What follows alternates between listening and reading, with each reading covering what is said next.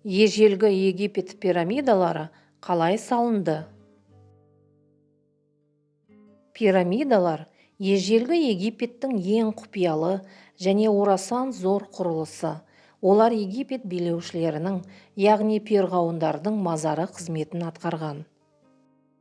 Ең биік пирамида Гиза қаласында біздің заманымыздан бұрынғы 2600 жылы Хеопс перғауынға арналып салынған. Оның биіктігі 146 метр. Құрылысқа салмағы 2,5 тонна болатын үлкен тас кешендері жұмсалды. Пирамиданың құрылысы үшін осындай 2,3 миллион тас кешені пайдаланылды. Хеопс пирамидасының маңайынан тыс аймақта үлкен сфинкс мүсіні табылған. Бұл басы адам, ал денесі арыстан кейпінде жасалған зәулім тас мүсіні.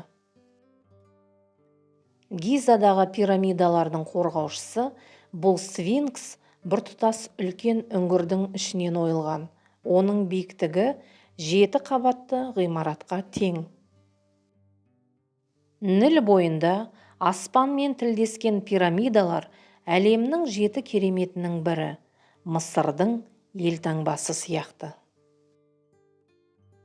Пирамидалар мен сфинкс перғауындардың құдіретті екенін көрсету үшін жасалған.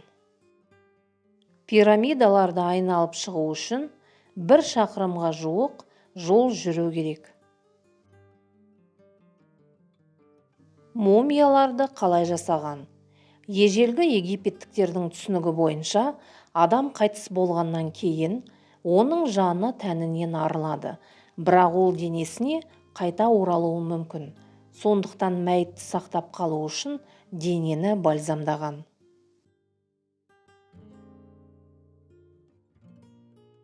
Әртүрлі іс-әрекеттердің көмегімен египеттіктер денені келешекте жаны қайтып келу үшін сақтады.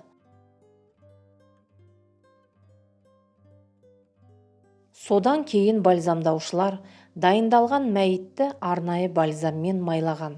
Бальзамдалған денені зығыр мата қиығымен ораған.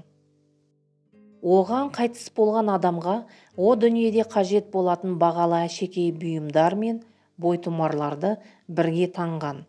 Қайтыс болған адамның осылай өңделген денесі мумия деп аталды.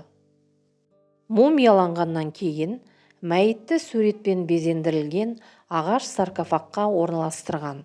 Соңында саркофагты табытханаға жеткізіп, арнайы жерде сақтаған.